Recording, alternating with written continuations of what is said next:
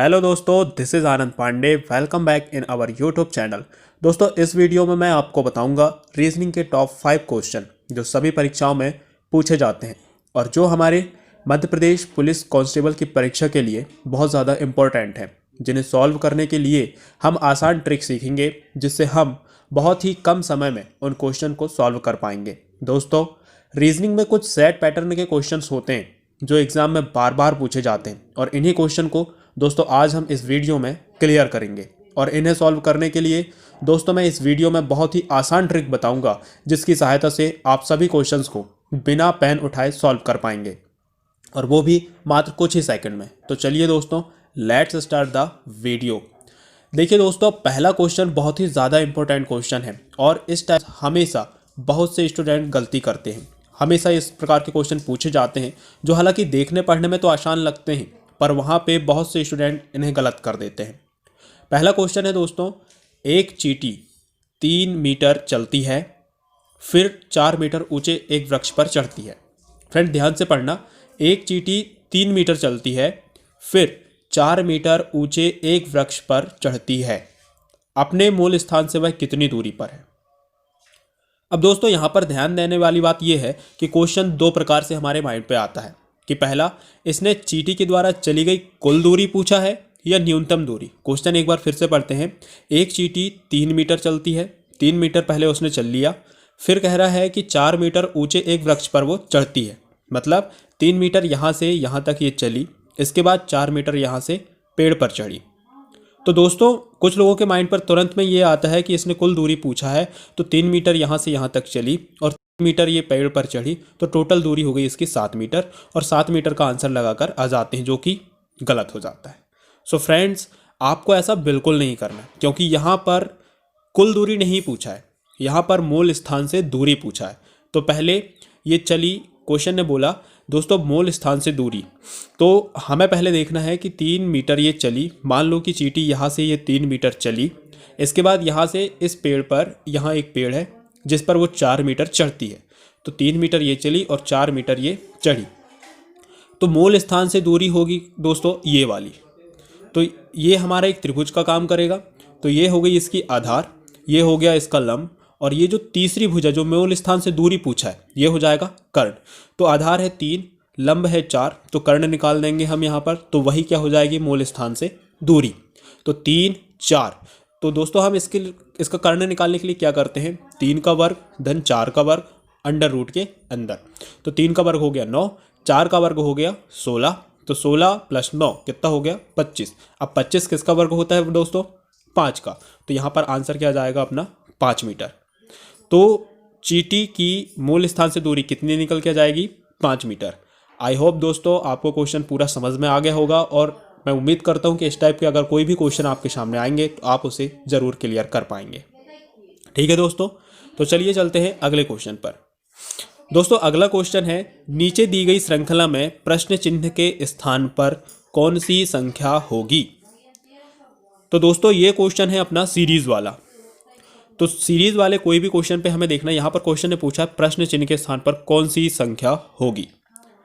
Question है 3 5 6 12 12, यहाँ पर लगा है ये क्वेश्चन मार्क, 24 26। अब यहाँ पर जो क्वेश्चन मार्क लगा है तो दोस्तों हमें इस सीरीज पर यही बताना है कि इस क्वेश्चन मार्क की जगह पर कौन सा अंक आएगा। मतलब 3 5 6 12 12, इसके बाद अगला अंक कौन सा आएगा। तो दोस्तों जब भी सीरीज से रिलेटेड कोई भी क्वेश्चन आए तो सबसे पहले हमें उस सीरीज को पढ़ना है और उस सीरीज को पढ़कर हमें ये निकालना है कि उस सीरीज में लिखे हुए अंकों के बीच में संबंध क्या है, या फिर अगले आने वाले अंक के बीच में ऐसा कौन सा संबंध होगा जिससे ये सीरीज बनी हुई है। तो जैसे हम यहाँ पर देखेंगे 3 के बाद 5 आ गया, 5 के बाद 6 आ गया, 6 के बाद 12, 12 के बाद फिर से 12 आ गया। तो सबसे पहले हम एक एक अंक को देखेंगे। 3 के बाद 5 आया, मतलब यहाँ पर 2 को प्लस किया गया। 5 के बाद 6 आया, यहाँ पर 1 को प्लस किया गया। 6 के बाद 12 आया, यहाँ पर 6 को प्लस किया गया। 12 के बाद फिर से 12 आया, यहाँ 0 को प्लस किया गया। 24 में 26 आया, यहाँ पर 2 को प्लस किया गया। अब यहाँ पर एक श्रृंखला बनी 2 1 0 और फिर 2। तो यहाँ पर ये ऐसा तो कुछ समझ में हमें आया नहीं क्योंकि ये श्रृंखला जम नहीं रही।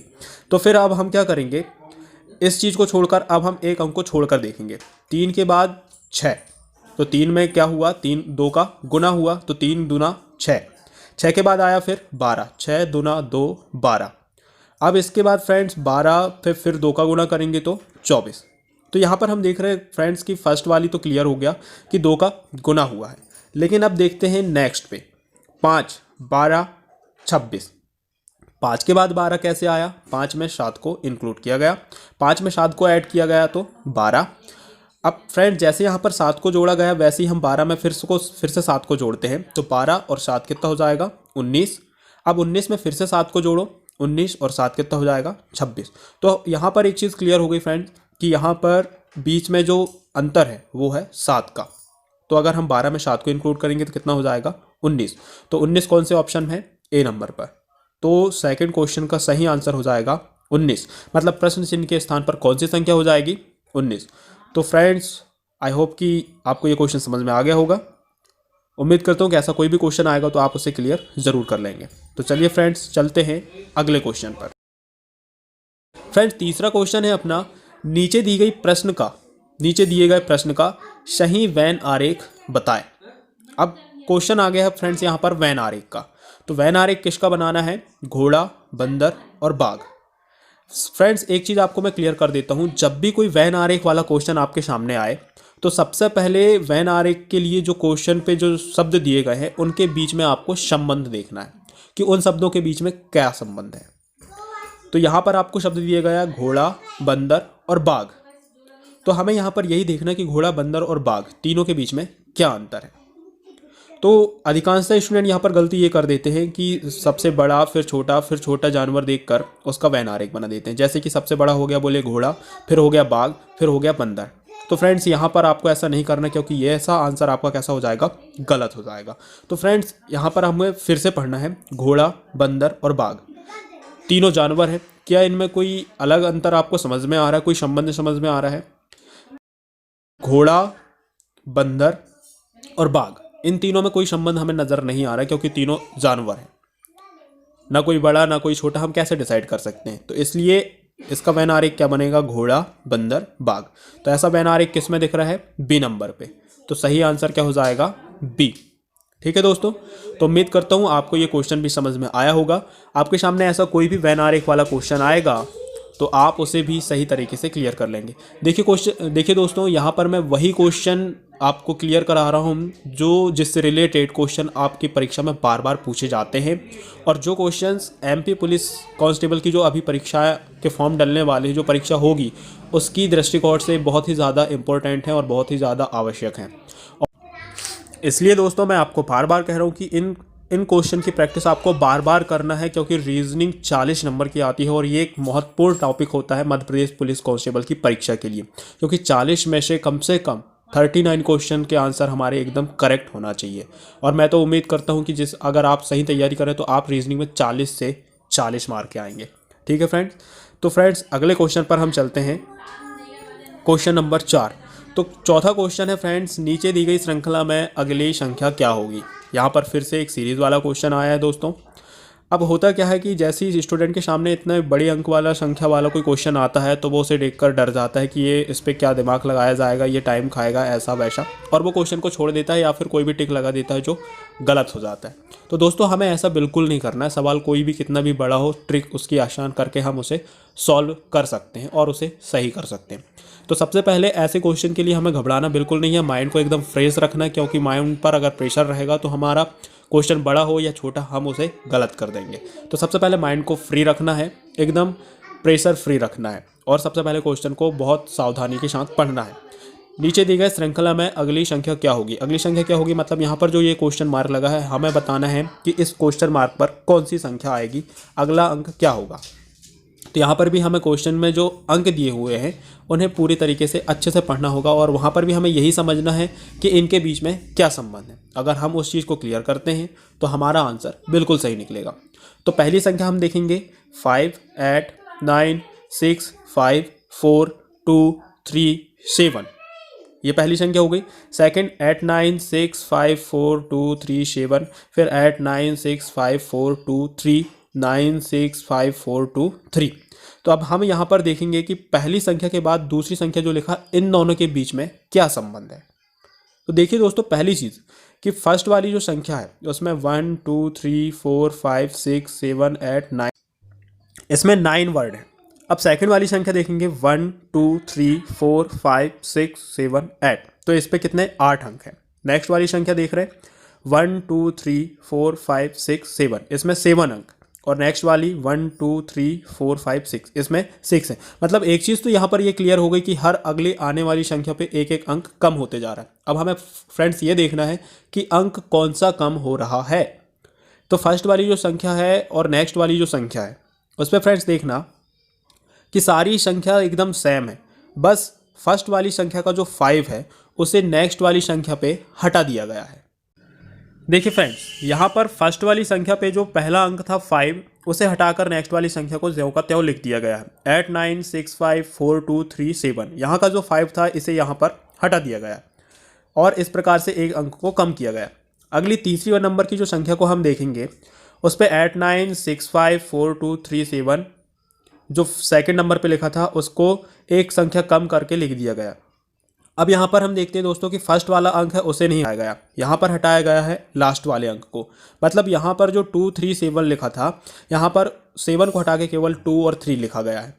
ठीक है दोस्तों, तो एक चीज़ क्लियर हुई कि फर्स्ट में फर्स्ट वाली संख्या को गायब कर दिया गया, सेकंड में सेकंड वाली संख्या लास्ट वाली संख्या को हटा दिया गया। ऐसे ही आप चौथे नंबर पर देखेंगे तो फिर से यहाँ पर 8 को हटा के, मतलब फर्स्ट वाली संख्या को हटा के 9 से स्टार्ट करके पूरी संख्या को ज्यों का त्यों लिख दिया गया 9 6 5 4 2 3। तो एक चीज़ यहाँ पर क्लियर हुई कि फर्स्ट में हमें फर्स्ट वाली संख्या को हटाना है, सेकंड पे लास्ट वाली को, फिर थर्ड में फर्स्ट वाली को, फिर फोर्थ में फर्स्ट वाली को। अब फोर्थ में फर्स्ट वाली को हटाया गया है, तो जो 5 मतलब 5वें नंबर की हमारी जो संख्या आएगी उसमें हमें किसको हटाना है दोस्तों, लास्ट वाली संख्या को। सेकंड पे फर्स्ट वाली संख्या को, थर्ड पे लास्ट वाली संख्या को, फोर्थ पे फर्स्ट वाली संख्या को और फिफ्थ में फिर से लास्ट वाली संख्या को। तो लास्ट वाली संख्या को जब हम हटाएंगे तो लास्ट पे क्या बचेगा 9 6 5 4 2। तो ये संख्या हमें कौन से ऑप्शन पर दिख रही है दोस्तों, ABCD नंबर पर हमें ये ऑप्शन दिख रहा है 9 6 5 4 2। तो दोस्तों इसका सही आंसर क्या हो जाएगा 9 6 5 4 2। तो दोस्तों मैं उम्मीद करूंगा कि ये वाला क्वेश्चन भी आपको पूरी तरीके से क्लियर हो गया होगा और इससे रिलेटेड या ये क्वेश्चन जो भी परीक्षा में आपसे पूछा जाएगा आप इसे बिल्कुल सही करके आओगे।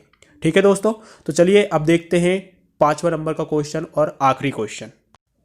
हमारा अगला और लास्ट क्वेश्चन है दोस्तों और सबसे ज़्यादा इंपॉर्टेंट क्वेश्चन है और इस पर बहुत से स्टूडेंट इस क्वेश्चन को छोड़ देते हैं क्योंकि ये टाइम ज़्यादा खाएगा ऐसा सोचकर। तो फ्रेंड्स हमें ऐसा बिल्कुल नहीं सोचना है, क्योंकि मैं इसकी जो एकदम आसान ट्रिक आपको बताऊंगा उससे आप इस टाइप के किसी भी क्वेश्चन को नहीं छोड़ोगे और उसे सही करके आओगे। तो 5वां क्वेश्चन है हमारा दोस्तों, क्वेश्चन है यदि 30 जनवरी 2013 को गुरुवार रहा हो, गुरुवार मतलब बृहस्पतिवार, यदि 30 जनवरी 2013 को गुरुवार रहा हो तो 2 मार्च 2013 को कौन सा दिन होगा। ठीक है दोस्तों, तो आपको यहाँ पर घबराना बिल्कुल भी नहीं है, ऐसे क्वेश्चन को हम बहुत ही कुछ सेकंड पे ही हम आसान ट्रिक से हल कर लेंगे। तो क्वेश्चन को फिर से पढ़ना है, 30 जनवरी 2013 को गुरुवार रहा हो, क्या रहा हो गुरुवार, तो 2 मार्च 2013 को कौन सा दिन होगा। हमें यहाँ पर देखना है दोस्तों 30 जनवरी से लेकर 2 मार्च 2013 तक के दिनों को काउंट करना होगा। अगर हम उसे काउंट कर लेते हैं तो हम 2 मार्च को कौन सा दिन होगा उसे बिल्कुल क्लियरली और सही बता सकते हैं। तो गिनेंगे कैसे, अब जनवरी से 31 जनवरी, फिर 1 फरवरी, 2 फरवरी, 3 फरवरी, ऐसे नहीं गिनना है। गिनना कैसे है, जनवरी कितने दिन की होती है दोस्तों 31 दिन की, तो यहाँ पर 30 जनवरी तो चला गए, मतलब 30 दिन को हमें काउंट नहीं करना है, यहाँ पर हम काउंट करेंगे 1 दिन। ठीक है, 1 दिन जनवरी का हो गया। अब इसके बाद फरवरी, फरवरी कितने दिन की होती है, अब यहाँ पर एक प्रॉब्लम है दोस्तों, 28 दिन की होती है और 29 दिन की, तो ये होती है लीप वर्ष में। अब लीप वर्ष की कहानी क्या होती है, लीप वर्ष मतलब कोई सन है, जैसे यहाँ पर 2013, अगर यहाँ पर कोई ऐसा सन रहे जिस पर 4 का पूरा डिवाइडेशन हो जाए, मतलब 4 से पूरी तरीके से अगर भाग उस सन पर चला जाता है तो वो होता है दोस्तों हमारा लीप वर्ष। लेकिन क्या यहाँ पर 2013 में 4 का भाग जाएगा, नहीं जाएगा, तो ये हमारा लीप वर्ष नहीं कहलाएगा। मतलब यहाँ पर फरवरी होगी 28 दिन की। ठीक है दोस्तों, अगर 4 का भाग चला जाता है तो वहाँ पर 29 दिन की होगी, और 4 का भाग नहीं जा रहा है मतलब वो लीप वर्ष नहीं है, मतलब वहाँ पर होगी 28 दिन की। ठीक है दोस्तों, तो यहाँ पर एक दिन हो गया जनवरी का, 28 दिन हो जाएंगे फरवरी के। अब मार्च बोला है 2 मार्च, तो 2 मार्च का मतलब मार्च के 2 दिन गए, तो 1 + 28 + 2। अब फ्रेंड्स हम इन तीनों को काउंट कर देंगे तो कितना हो जाएगा, 28 + 2 कितना हो जाएगा फ्रेंड्स, 30, और 1 तो कितना हो गया 31। अब टोटल डेज हो गए हमारे पास फ्रेंड 31। अब हम इस पर डिवाइडेशन किसका करेंगे, 7 का। अब 7 का क्यों करेंगे, क्योंकि 7 1 वीक में होने वाले दिनों की संख्या है, और हम 7 का डिवाइडेशन इसलिए करेंगे क्योंकि हर 7 दिन के बाद वही दिन फिर से रिवाइज होता है।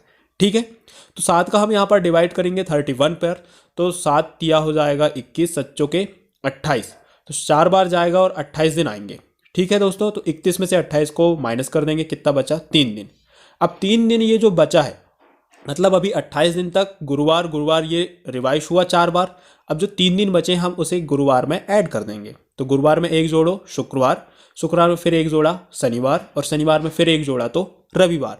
तो इस प्रकार से हम दोस्तों बता सकते हैं कि अगर 30 जनवरी 2013 को गुरुवार था तो 2 मार्च 2013 को कौन सा दिन होगा, रविवार। तो ऑप्शन डी इसका सही हो जाएगा। तो दोस्तों मैं उम्मीद करता हूं कि आपको यह क्वेश्चन भी पूरी तरीके से और अच्छे से समझ में आया होगा, और आप इस तरह के किसी भी क्वेश्चन को छोड़कर या गलत कर नहीं आएंगे, उसे सही करके आएंगे। ठीक है दोस्तों, इसके अलावा दोस्तों अगर किसी और चैप्टर पर आपको दिक्कत जा रही है, उसके क्वेश्चन आपको देखना है, समझना है, आसान ट्रिक देखना है, तो आप कमेंट बॉक्स में उसको लिख सकते हैं। मैं उस चैप्टर के ऊपर भी जल्दी से जल्दी वीडियो बनाने की कोशिश करूंगा और आपको आसान ट्रिक बताने की कोशिश करूंगा। अगर वीडियो पर आप नए हो, चैनल पर आप नए हो, तो चैनल को सब्सक्राइब जरूर करना, क्योंकि दोस्तों इस चैनल का मेन टारगेट है खाकी। जल्द मिलेंगे अगले वीडियो पे, तब तक के लिए जय हिंद।